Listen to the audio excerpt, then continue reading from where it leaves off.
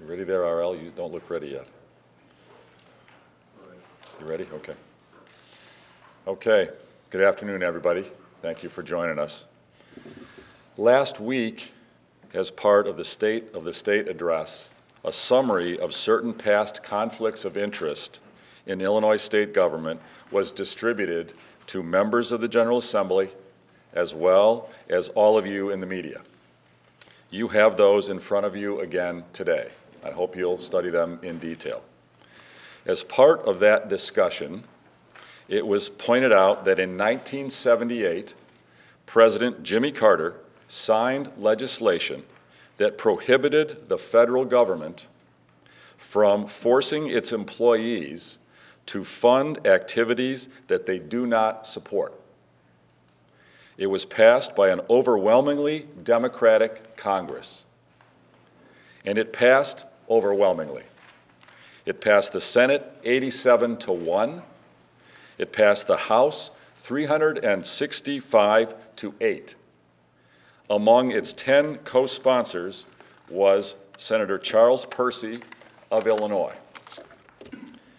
Senator Adlai Stevenson voted yea, as did Representatives Robert Michael, Paul Simon, Henry Hyde, and Dan Rostenkowski in the House. It was a good government law adopted by a bipartisan vote, and 29 other states have similar laws on the books. In Illinois, we've done just the opposite. Today, we require 93% of our employees to pay at least a portion of their salaries to fund government unions, even if they don't agree with the union's activities and political positions. A major reason why government unions are so dominant in Illinois is the decision to institute card check, forced unionizing in state government, which had the effect of bullying and intimidating many state employees into joining the union. Despite this, right now, over 6,500 employees of the state government are being forced to pay union dues, even though they've said they don't want to support them. They call that, quote, fair share, end quote. Let me tell you, it's anything but fair. State employees who say they want to opt out still must pay, on average, $577 per year to a union they don't want to support. In 1978, nearly every member of Congress decided that so-called fair share is unequivocally unfair. And the majority of states say much the same thing. Last year, looking at an Illinois law signed by one of my predecessors, the United States Supreme Court ruled that so-called fair share, fees that were involuntarily collected from home care workers, like Pamela Harris, those fees violated the Constitution of the United States.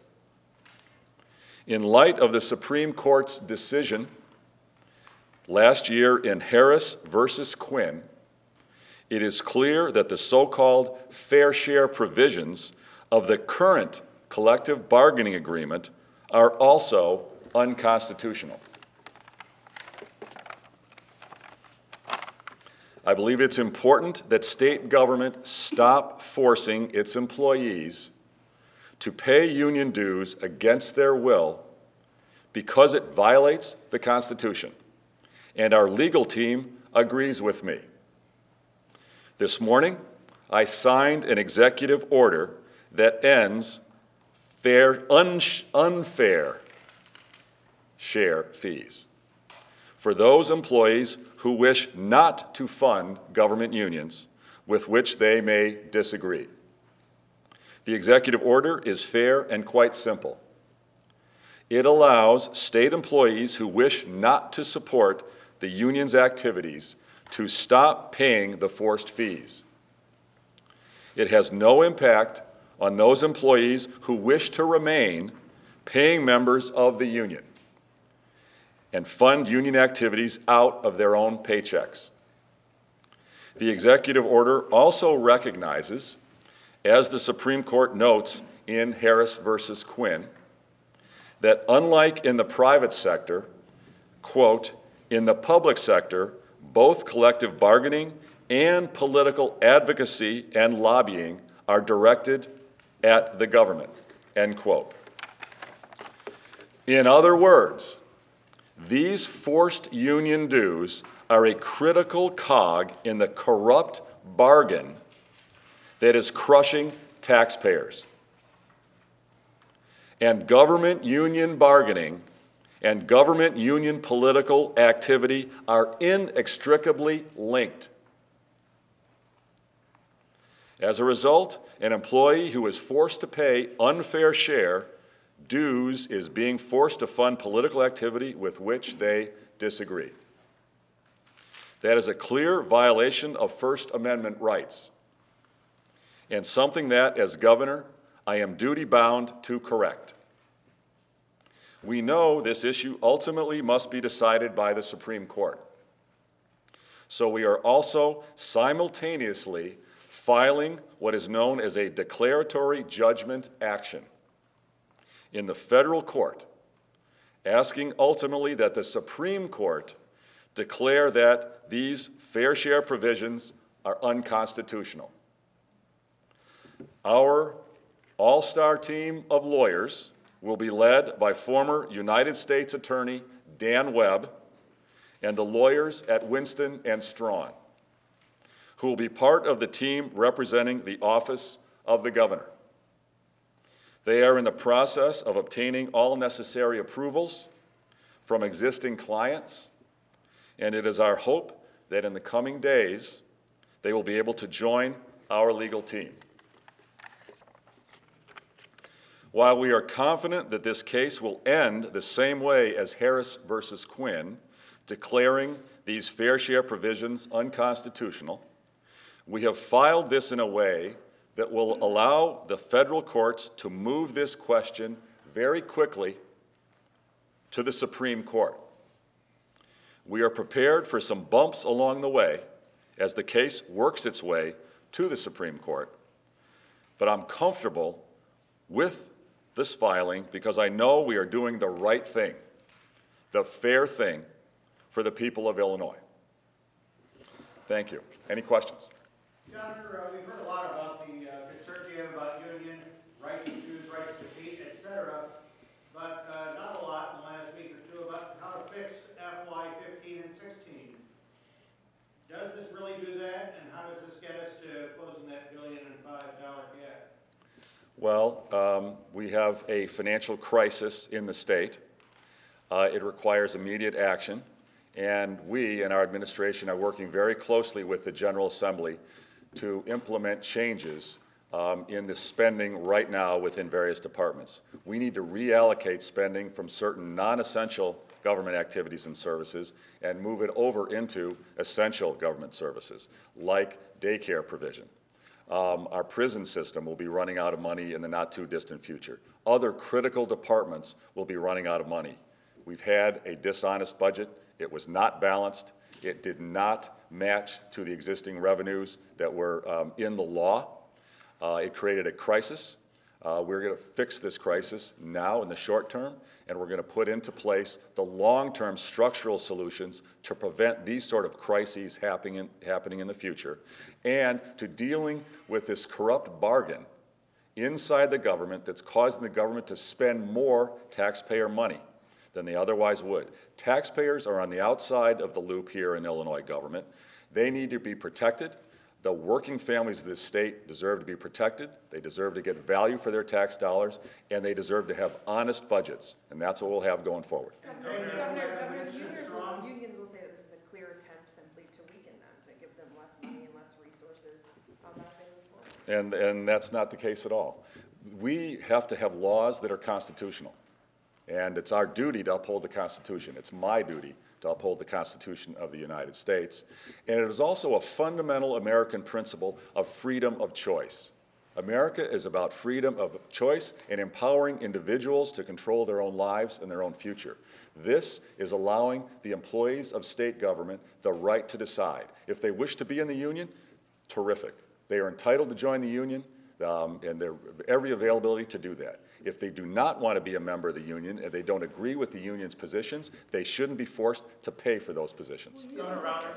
It seems like this is going to alienate some Democrats who have backing of unions and who kind of believe in the whole union thing the way it is now. Can't this be seen as you challenging the very people that you need to agree with you to make any changes or give you any budgetary strength or budgetary moves within the state, taking on the Democrats? Well, no, I don't think so at all. This is about good government. This is about the constitutionality of the laws here in Illinois. And it's fundamentally about empowering the families of Illinois, the workers, the employees of Illinois to control their own lives and make their own decisions. That's what this is about simply and fundamentally.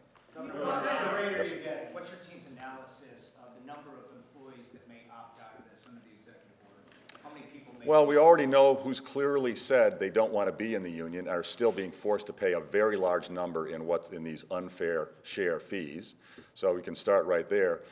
As I traveled the state in recent years, I had many people come up to me at different events in different places and say, I'm a government employee, Bruce. I like your message. I look forward to working for you. I hope that you can become governor. And I'll tell you, when card check unionizing was put into the state government, they came to our department and they said, sign this card. And I said, no, I don't want to sign the card. And they said, sign this card. We know where your spouse works. We know where your kids go to school. We can make your life very, very unpleasant if you don't sign this card. And I was told that there was intimidation and bullying in the card check process. Card check is not allowed in the private sector. It is not allowed in the federal government. It is not allowed in the vast majority of states. That kind of intimidation is un-American. Voters should decide if they're going to form a union, they should be free to vote in private, a private ballot. That is a fundamental American right, and that's violated by card check. We put it in through a governor who was funded in his campaign by the government union leaders who like that forced unionization. Conflict of interest that taxpayers, as a result, have suffered, and the employees of the state of Illinois have suffered as well. Yes, sir. Go ahead. On the budget issue, do you think the General Assembly needs to give you emergency budget powers immediately?